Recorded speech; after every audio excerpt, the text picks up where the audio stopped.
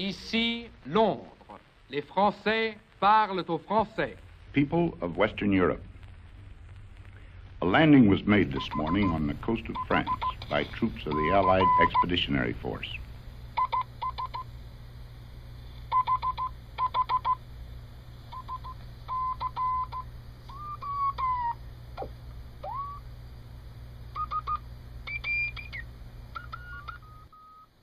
Regen control's a little squirrely on the PARASET.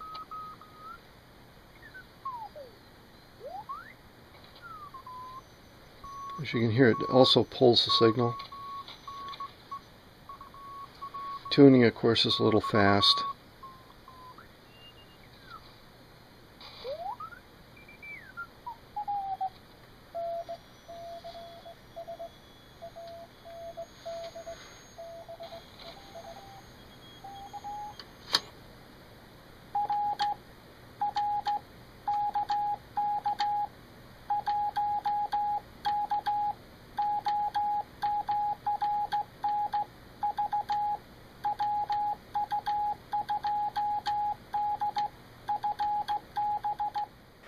Here's the J38 hand key. These were actually training keys used in World War II. A lot of hams use these. Very popular even today. A net called the Old Military Radio Net that comes on every Sunday evening at 9. They operate on a frequency of 3570, and it's a slow CW net. I've got the BC 454B and a BC 696A both in line. So I have a command transmitter and a command receiver matched together as a transmitter and a receiver that I'm going to use for this directed CW net. Now I'm transmitting into a dummy load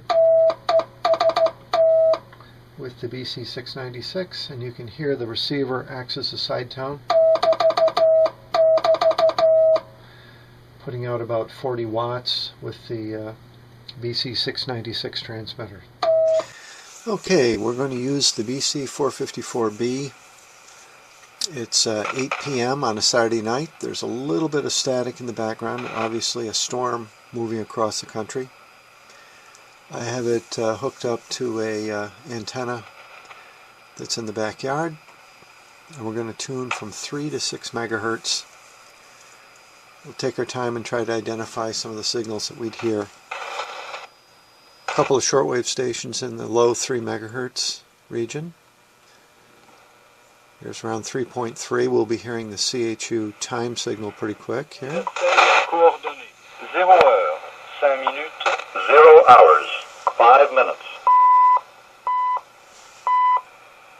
So that's the time signal at 3.33 megahertz. Now we're approaching the 80 meter band. I'm going to switch BFO on. That's a military transmission. STANAG, it's a type of NATO transmission, digital.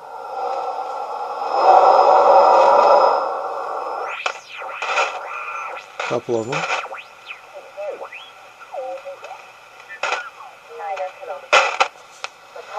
Between 1500 and 1800.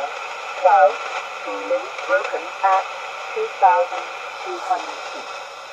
Tempo from 0 to 0. This is aviation. This is aviation weather. There's a small aviation band just below the 80 meter ham band.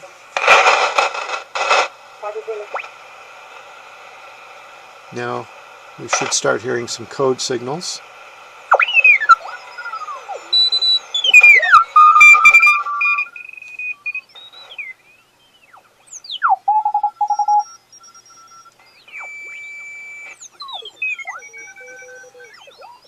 Okay, we're getting up to around 3.6. We'll begin to see, begin to hear some digital signals soon.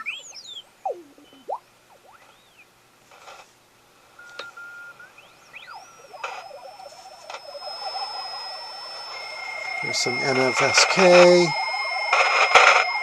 Also here's some PSK 31.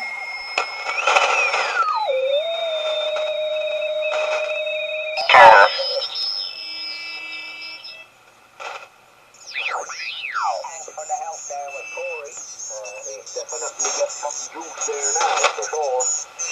And we'll see you tomorrow there. Have a good night. You and I see in the groove, you and Leo. Yeah, good night then, Leo. Some Canadians from the Maritime provinces.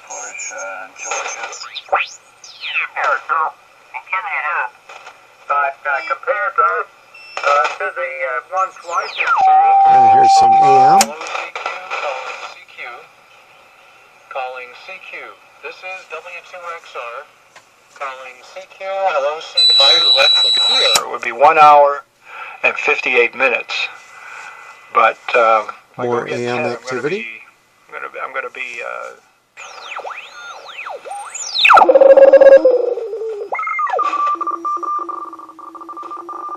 Okay, we have some RTTY, some teletype. This is just above 80. More military traffic.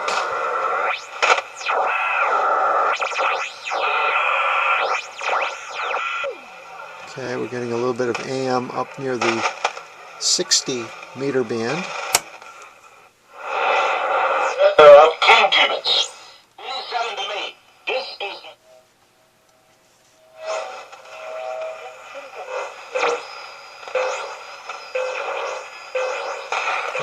It's a different form of jammer, likely jamming a shortwave station in the 60 meter band, just below 5 megahertz. More teletype.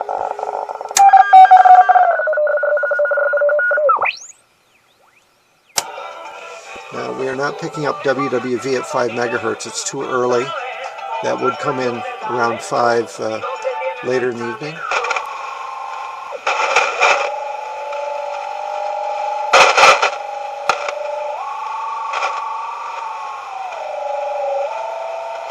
Usually a signal like that precedes a teletype transmission. It's kind of a training sequence. Not sure.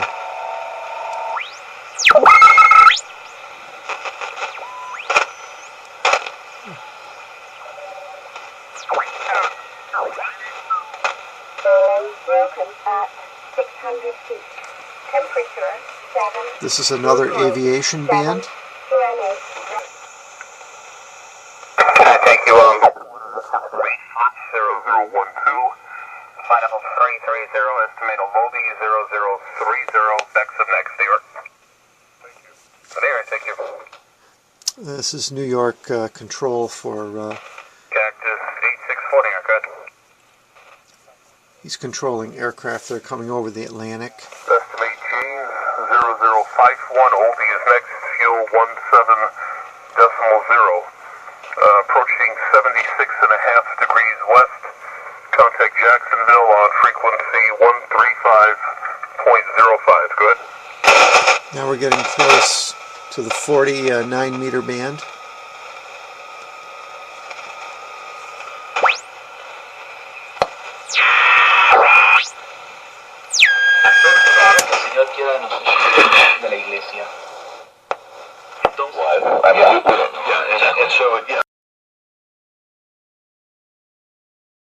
This is the Wireless Set 19. This is a British design from the Pi Radio Company. The Wireless Set 19 is groundbreaking because it really represents the first transceiver. It actually has a VHF and an HF transceiver. It covers from 2 to 8 megahertz and a 240 megahertz transceiver.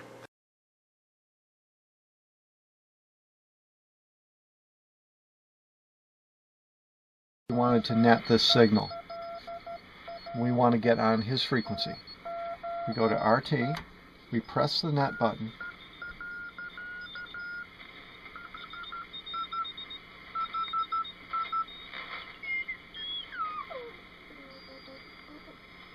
there, we've zero beated it. Now we go back to CW, he will sound normal, and now when we transmit,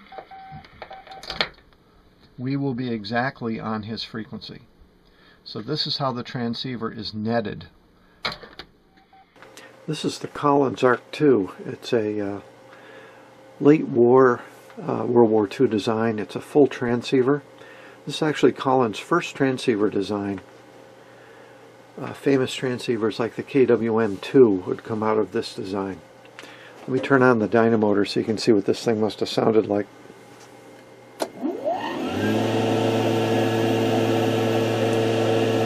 That gets your attention. Of course, in a B-29, you wouldn't notice this noise.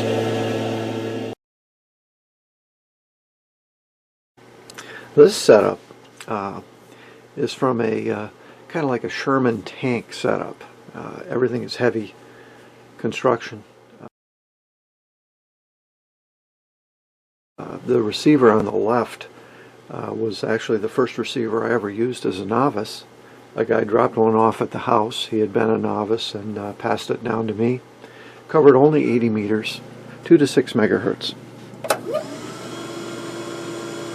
Again, it's dynamotor controlled. The dynamotor produces a couple hundred volts for the receiver from a 12 volt or a 28 volt input. One of the more popular receivers, surplus, a lot of guys bought these, was the BC348. The 348 is an interesting receiver because it covers from 2 to 18 megahertz. So you could use it on 80, 40, or 20 meters. And my best friend got this receiver as his first novice rig. Has a nice quiet dynamotor and works quite effectively, especially on 80 meters. Has a built-in crystal filter.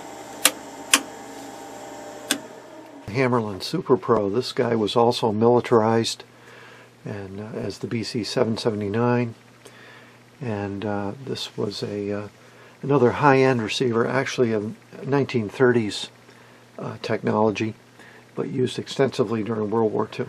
You might remember the story of PT-109, or maybe you watched McHale's Navy. You would have seen this setup. This is the TCS twins, transmitter and a receiver. These were found in PT boats as the main system for communications. 2 to 12 megahertz. Actually 1.5 to 12 megahertz. It covers 160. These are ready to go after the war. Made very fine CW transmitters for the novice, and give you about 20 watts of AM. This is another transmitter for aircraft use. This was put in the Lancasters and some Canadian aircraft as well. This was a Lend-Lease transmitter made by Bendix called the TA-12. As you can see, it has 4 independently settable VFOs.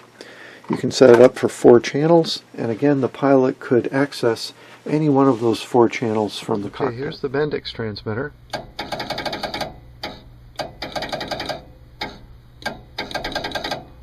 That's quite a click, huh? You could imagine sending CW with that thing. This is the Collins 51J3. The 51J3 and 51J4 were high-end receivers from the 50s. These were sought after by shortwave listeners in the late 60s and through the early 70s. Covers the full range up to 32 megahertz. Wonderful receiver.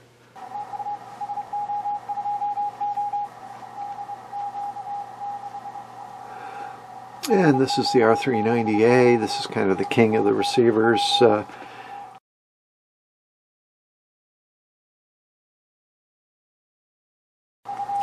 lot of people were looking for these during the 70s. Very high-end receiver, designed in the early 50s. Excellent performance in CW.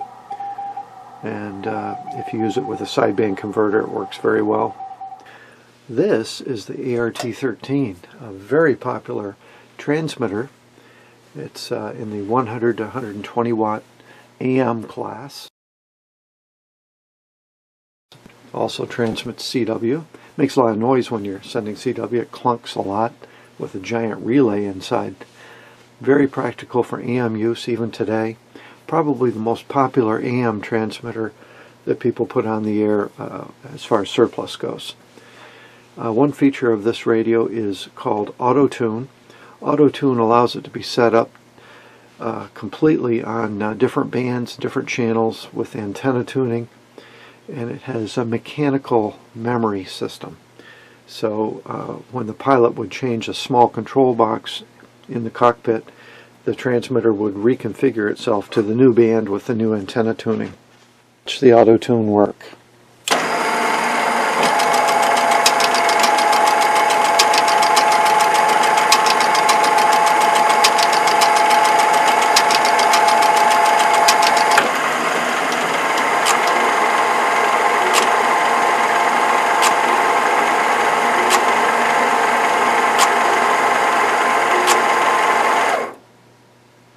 Pretty impressive.